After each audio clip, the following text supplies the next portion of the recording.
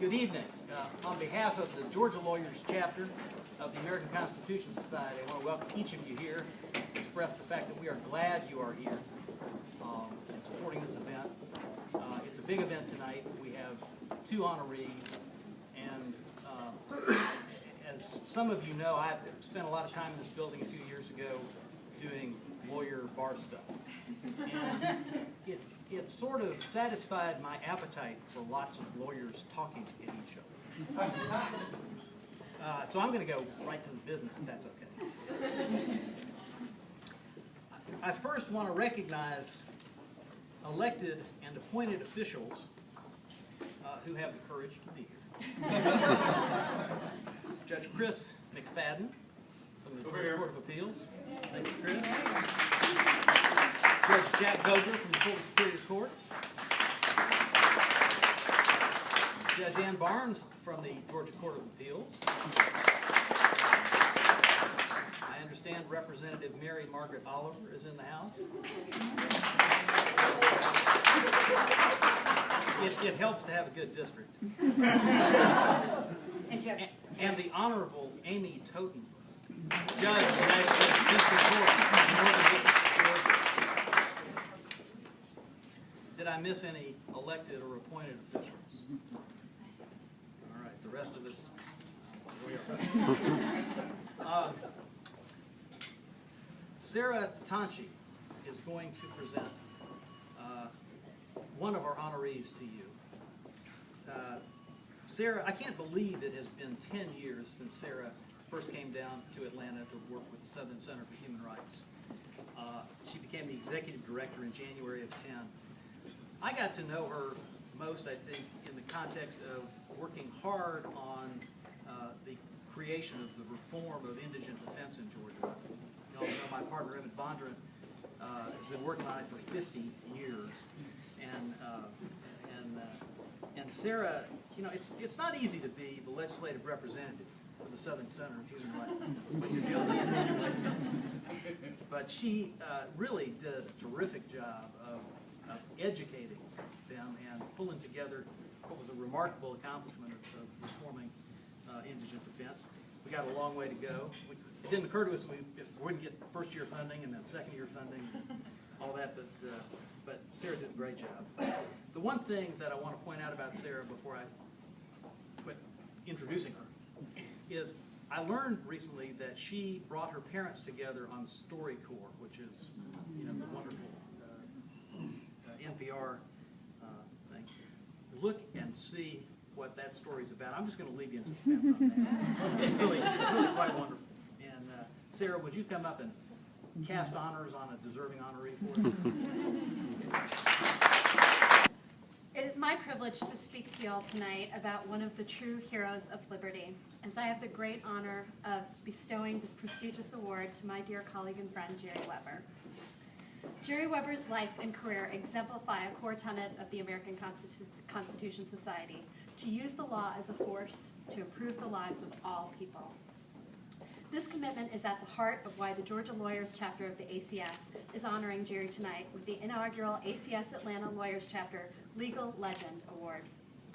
Jerry has been a powerful example of progressive leadership in the Atlanta community, particularly with regard to some of the issues heralded by the ACS, such as access to justice, First Amendment rights, separation of church and state, equality, and liberty. In his 16-year role as legal director of the ACLU of Georgia, and now as senior counsel of the Southern Center for Human Rights, as well as carrying an impressive caseload in his private law practice, Jerry's career is rich with examples of how he has actively sought to breathe life into the Constitution to improve our world. Jerry is without a doubt a local and national leader on these issues and has led both high-profile litigation as well as litigation that has resulted in access to justice that only his individual client knew about. Since he graduated first in his class of nearly 200 from UGA Law School, Jerry has represented a full spectrum of individuals and groups in constitutional litigation. From senators, representatives, and city council people, to abortion clinics and homeless shelters, to Catholic priests and heavy metal bands. In fact, it is a rare issue or situation that we can bring up to Jerry that he hasn't already been involved in. I'm sure many of you in this room have at one time or another had the experience of seeking Jerry's advice on something only to have him reply, yes, I litigated that, or yes, I won that 5 years ago, or yes, the depositions are set for next week. Jerry has prioritized building partnerships amongst private firms and those at public interest law firms. This sort of coalition building is really powerful, not just because it assists public interest law firms like ours in having much needed resources from the firms, or because it allows firms to offer very meaningful, unique, powerful pro bono experiences to their associates, but because the critically important part of this work is that it truly builds a movement for social justice. By pairing private lawyers and public interest lawyers, we are building a deep bench of lawyers who are committed to some of the most pressing issues facing our nation, like the abolition of the death penalty or the collective resistance to the erosion of our civil liberties. In case it's not already abundantly clear, Jerry Weber is an extraordinarily gifted lawyer. Jerry can write a brief, a brilliant one, in about an hour's time. He has fresh, creative ideas for how to solve the thorny problems that arise in litigation. He's generous with his time and supportive of junior lawyers. He passes on his brilliance to the new generations of lawyers in his role as a law professor. He's kind and cheerful to everyone, yet a fiercely aggressive advocate for his clients. For example, Jerry always encourages us in litigation to win flies with honey. We write letters, we put people on notice, we follow Jerry's lead in being friendly at depositions, but still successfully eliciting critical information. But after all of that, if the moment comes that we receive a settlement offer from defendants that's laughable or ridiculous, Jerry will firmly put his foot down and simply say no. Jerry has extraordinary instincts for when to push forward and when to hold back. Any of us who have had the privilege of working with Jerry know that he does all of this with profound humility. I know I'm speaking for my colleagues at the Southern Center for Human Rights who are here tonight and not here tonight, in saying that we thank our lucky stars that you chose to join our team. We are so fortunate to have you as our colleague. Jerry not only litigates to the fullest, but he lives his life to the fullest. If you're not already jealous of the incredible accomplishments of Jerry Weber, wait till you hear about what he does in his free time. Jerry and his lovely partner Annika travel literally around the world. They've explored the beauties of Thailand, they've stalked the Egyptian pyramids, they've hiked glaciers through volcanic ash in Iceland. They spend their weekends here in town biking hundreds of miles across the southeast. And in deciding to award Jerry, the ACS executive board members recognized in particular the huge contributions Jerry has made so early in his career. The executive board noted that Jerry is an incredible example and inspiration that one doesn't have to wait till the twilight of their career to take big risks and make big sacrifices and contribute on incredibly important cases. Ladies and gentlemen, the brief bits I shared with you tonight are merely the tip of the iceberg of Jerry's extraordinary career. To put it simply, Jerry's tireless struggle for the underdog, his passion for the Constitution, his commitment to his community, and his complete legal brilliance inspire so many of us to push ourselves to be our best selves every day and to aspire to be just a fraction of as effective as he has been. It is my great honor to present the Legal Legend Award to Jerry Weber.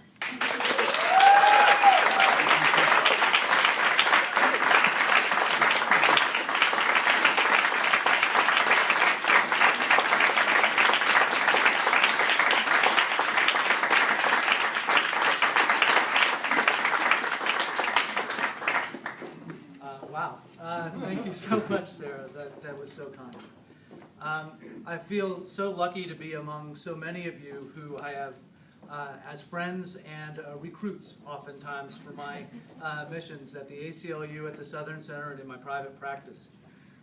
As all of you know, for lawyers, probably the most precious commodity is time. And time and again over the last 20 years, I have called many of you and said, take on this quixotic mission with me. We can maybe win it. And I think after 20 years, it's time for me to cease being surprised when you actually say yes.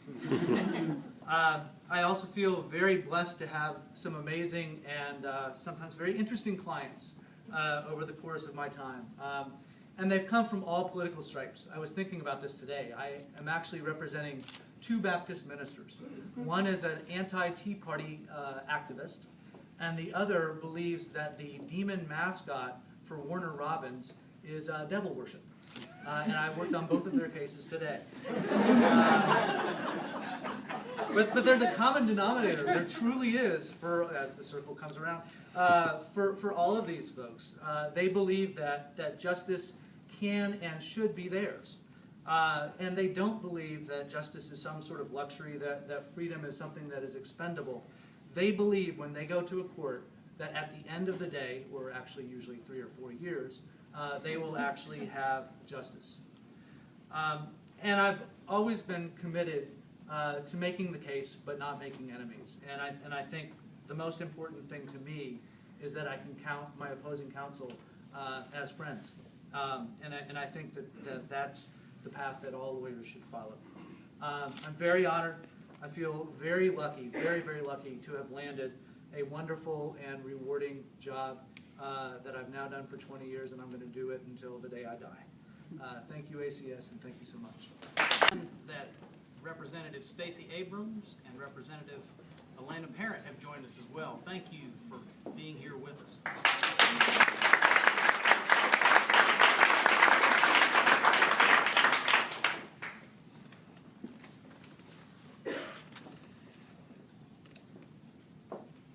We are delighted to welcome back tonight a person who lives in New York too much of the time. And we miss her, and we're glad to have her back. I know Joseph. Yeah. Little pretends anyway. I'll do my best. To introduce our next honoree, we have Allegra Lawrence Hardy. She is the co-leader of the Business and Commercial Litigation Team of Sutherland's litigation practice. The frequency with which she is described as one of the 40 under 40 in all manner of publications tells you what she's doing. But not all of them do 40 under 40. She's also one of Atlanta's 25 power women to watch. She clerked on the 11th Circuit for Judge Susan Black. She serves on the ACS Board of Advisors, and she is a leader of our profession in other ways that probably many of you don't know. She serves on the Board of Governors of the State Bar of Georgia, where progressive voices are needed. A knowledge of the Constitution comes in handy. And I'm glad that as I ride off into the sunset from this institution, that Allegra is on the board, and she has, if she chooses to, I think she has a great future leading our bar as well. And you really ought to do it, Allegra, because it's so come on forward and introduce. I am so thrilled to be here tonight to introduce Teresa. When Sarah called to ask if I would do it, I rearranged my entire travel schedule for the week because I'm so excited to be here. That is, if many of you know, because I am truly one of Teresa's proteges, and I too now travel the world like Teresa.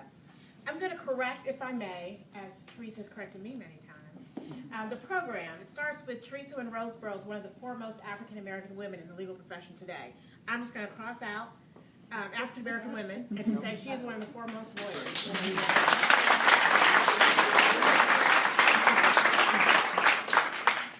I used to call Teresa when I was a young associate and I worked for her the mother of my career. Now that I'm no longer eligible for any 40 under 40 awards, yet Teresa looks just the same. I think that maybe I'll start referring to you as the wise older sister of my career. I like that transition. It's not. As is the case with so many people in this room, Representative Abrams and Parent who just walked in, so many of us, we grew up under Teresa's influence, and her influence absolutely still lives at Sutherland today. I'm going to first talk to you a little bit about what Teresa has done, and then I'm going to talk to you personally about what Teresa has meant. As we know, Teresa is one of the founding members of ACS. She's former chair of the National Board of Directors. She is truly a legal legend for so many reasons. She was encouraged to help start the local chapter of the Georgia ACS by Georgia Court of Appeals judges John Ruffin and Judge Barnes here today. And she spoke at the first event hosted by the Emory ACS chapter in 2003. As Sarah Tolling says, in addition to Teresa's progressive leadership in ACS both nationally and locally, the executive board identified her as one of its legal legends because so many of us have been mentored by her in one way or another, and we have seen how seriously she takes that responsibility. Teresa is currently Deputy General Counsel at MetLife, Inc., where she supervises MetLife's legal issues worldwide. She's former Deputy Assistant Attorney in the Office of Legal Counsel of the U.S. Department of Justice. She was born in Memphis to Robert Larry Wynn Jr. and Ethel Crawford Wynn, who's here with us today, and married to Joseph Anthony Roseborough since 1980. She went to University of Virginia. She got a master's degree from Boston University, and while living in Germany before going to law school at the University of North Carolina School of Law, where she was the first African-American woman editor-in-chief of the Law Review. She worked as a law clerk for Judge James Dixon Phillips and also clerked for Supreme Court Justice John Paul Stevens. More on that later. And she was fortunate, we were fortunate enough to have her come to Sutherland. And, you know, for a long time, I used to get interviewed. It used to be that women of color didn't hang around at law firms. That's still actually the case. But at one point, I was our only associate of color at the law firm. And so various publications would interview me and say, you know, how are you still here? What lessons can we learn from law firms, from women of color being in law firms? And I would say, Teresa, good luck. I mean, I don't know how you're going to go reproduce that at every law firm in America, but I'm here. Teresa recruited me and kept me happy. And as I said, her spirit continues to really govern our behavior at Sutherland, and particularly on our litigation team. Teresa served on the boards of Leadership Georgia, the Howard School, and the Children's School. Some comments by colleagues. People always refer to Teresa's amazing, amazing intelligence. Scary, smart, really, is what people always say. And I have witnessed it at 3 in the morning. It is just that laser, lightning fast as it is at 3 in the afternoon. It's really an amazing phenomenon to watch. Straight talking. I like that one because one of the things I have always tried to emulate as a mentor myself is Teresa's magical ability to make you think that her idea for you is actually your idea. I'm sure we've all experienced that, where we've had that conversation with Teresa, where we walk away thinking, that is such a fabulous thought I had about myself. But really, Teresa was laying the whole groundwork for you to end up there in the last 3 conversations. She's engaging, so humble, so humble. I have so many times, or I can't even count the number of times, that I've had family members say to me afterwards, wait, that was your boss? Because she's the most amazingly humble person. And honestly, I try to remember that all the time, to really walk in those shoes. I'm not as good at it as you are, but I'm working on it. It's a litigator's occupational hazard, I believe. She is amazingly kind, always inclusive, has been inclusive before. It was popular to be inclusive, always gracious, always generous. Some things she said that I found interesting. In an article in March of 2009, Teresa says that it's her family that's kept her motivated amid the challenges of being a lawyer. My husband Joseph keeps me focused on the things that matter most in my life. My daughter Courtney keeps me inspired and young. And my mother Ethel Wynn keeps me serene and balanced. Some other things you might not know about Teresa: she is an avid runner. She swims, she plays golf, she reads. Her favorite movie is The Sound of Music. Her wisdom is be generous in all things. Be generous in all things. And that's what I want to talk about a little bit today. Teresa's amazing, generous spirit. I could be here all night. We actually want to hear from her, so I'm just going to tell you about a couple of experiences. I want to talk about the Kepler case, when Teresa had the opportunity to work pro bono on behalf of young children. I got an opportunity to literally just watch her work. I flew to D.C. We were in the suite as she was getting ready to argue before the United States Supreme Court, and we just watched her work. We hoped we could do something to help her, look up a case, flag a taxi, whatever we might be able to do to help her. But again, Teresa is just this amazing intellect, and she was so focused on this pro bono case that all we could do was watch in awe as she practiced her arguments and got ready for the argument and then did an amazing job. I lost 9 to zip. But you did an amazing job. And we all learned from you. And then I want to just reflect back for a moment to an event that I would like to think helped us be here today. Something good came of it then. The 2000 election. Teresa, as I'm sure all of you know, served as one of the principal attorneys for the Gore campaign in the litigation that came out of the 2000 presidential election. And she argued, and by the way, we won all of our cases, before the en banc 11th Circuit on behalf of Vice President Al Gore. We had 16 all-nighters in 34 days. I slept on the sofa when I could. I don't think Teresa slept in 34 days. She doesn't actually, that's a little known fact, she doesn't need much sleep, which is one of the reasons I've realized I will never actually be Teresa. She, again, dedicated every ounce of her intellect and energy to focusing on those arguments, all of which were successful. And again, it was just amazing to be in her wake and to really watch that intellect and also the true love of the law. And I think it is that love of the law that has really continued to motivate me. She inspired it really in me, and it's something that I remember when I'm dealing with all the various stresses of private practice, that it really comes down to this love of the rule of law and Teresa's ability to use it for good.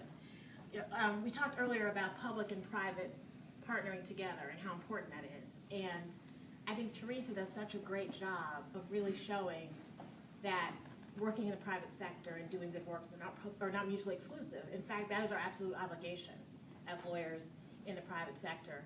And Teresa lets all of us know that. And when we were at Sutherland together, she absolutely made us know that.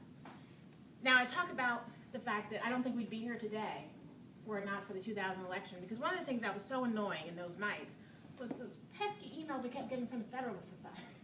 Right? Constantly, they were doing all these various things, you know. And I said, we're talking now, we're like, where is our side? Right, where are they? And here they are. You're ready. You're ready. And so it was a wonderful experience to see Teresa in that mode, and then a wonderful experience to see her after becoming, as usual, not just talking the talk, but actually getting into the fight and working to help found ACS. I then just want one more example, and then I'll let on promise, then I'm done. So I got to work with Teresa on Gore, right? Big, exciting case. I got to go to DC. It was very exciting.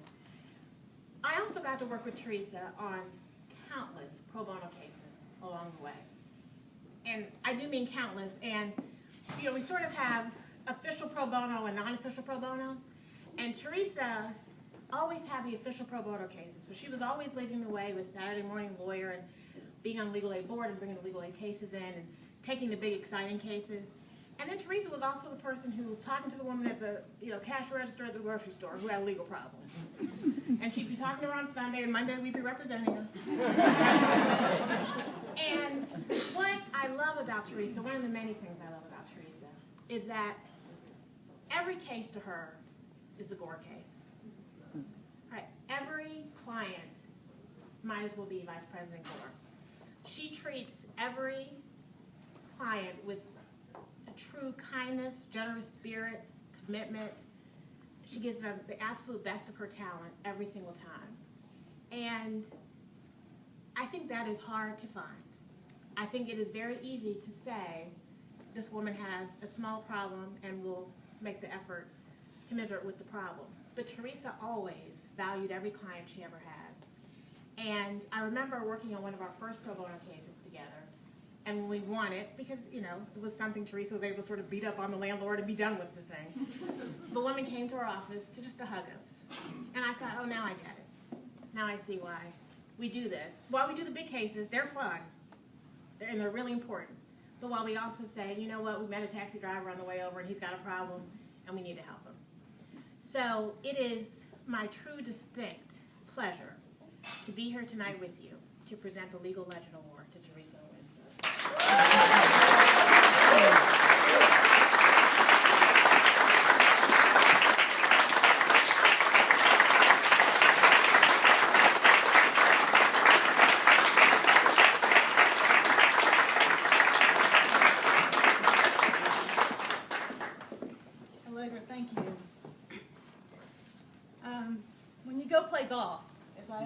often, very often, and you hit a great drive, the best thing you can do at that moment is quit, because you know you're not going to finish it on the golf course. This is that kind of moment for me. I'm never going to get an introduction like that again, or an award like this again in my career. Thank you very, very much for honoring me, and I know you're really honoring the American Constitution Society and all it represents, and all it has the audacity to do and to seek to do in our society. Jeff hit on a great word earlier today when he talked about courage. Margaret Mead said, "Don't doubt the ability of committed, thoughtful people to change the world." I think she really meant courageous, committed, thoughtful people to change the world. Because that's really what we're about and what we have to be about in even greater degree and greater intensity in the times that we have now and that we face ahead of us than we ever have before. And we have to use new tools and new thoughts and new creativity and new people and bring new ideas and new forces into the mix.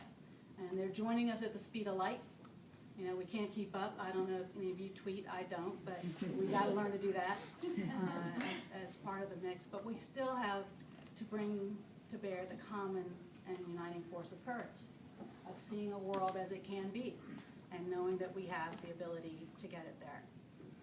I'm a firm believer that there are angels among us, and it behooves those of us who are not angels to live to their service. So Jerry, I'm so honored to be on the platform with you, an angel. Thank you for everything that you do.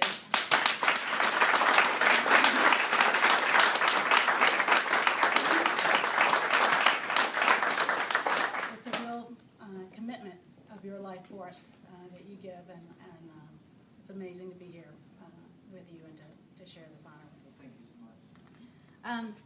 We have a lot to do ahead of us. I know many of us, our feet are hurting now, so we don't want to be disabled from the fight. But I do want to thank each of you for being here tonight. Thank each of you for your contribution to the American Constitution Society and to its dreams and aspirations for America. I want to thank my mother and my husband for being here tonight. They went to the first ACS convention with me, and our daughter Courtney is an ACS baby, and ACS just had its 10th convention in D.C. this summer, and has already achieved a lot in a very short time, as has the Georgia chapter. But the road's long. We have the benefit of the challenge, right? It will keep all of us busy with a lot of work to do. But thank all of you for everything, and thanks for being here. Opportunity to celebrate the two of you. So let the celebration continue. Eat, drink, and be merry until the bar's closed. Thank you for coming. Hey, Jeff. Can I make quick closing remarks? Do you mind? I almost got out here, but Nice try, Dave. but we have some people we have to thank, and Jeff's one of them. So I'll be very brief because there is the bar over here. But these events take a lot of work. You guys all know that, and we want to thank some people. We want to thank Jeff for being in seat tonight. Jeff also for serving as chair of our board of advisors. Does a lot of work, a lot of time, and his leadership is invaluable for us. We have sponsors who made this event possible. They help ACS considerably. We need resources to do what we do nationally and locally. So we want to thank Dwayne Morris, Meyer and Harper, Southern Center for Human Rights, Bondurant, Nixon, and Elmore, Chamberlain Herdlicka, and especially our gold sponsor, Sutherland, for helping us put on this event tonight. I want to thank our law students, too. And if the law students in the house would please raise their hands. Please.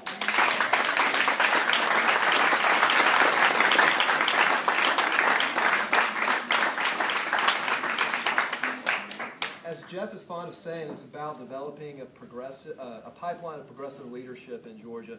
So please take the time to get to know these students and mentor them when you can. It's very important.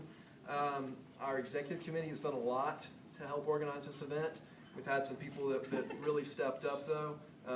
Meg Smothers Robinson was outstanding with her help and support of this. Frank Derrickson was. But I really think an event like this needs one leader just to pick it up and carry it over the line. And one person has done more than we could have ever asked her to do. She's done a tremendous amount. She's done all this with her own wedding in 2.5 weeks. I don't know how she's managed to juggle all this, but Sarah Toring, thank you.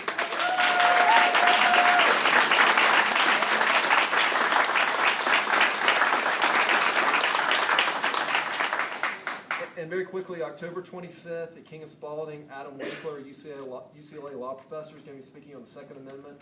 Please come out. You'll get an announcement to that very shortly.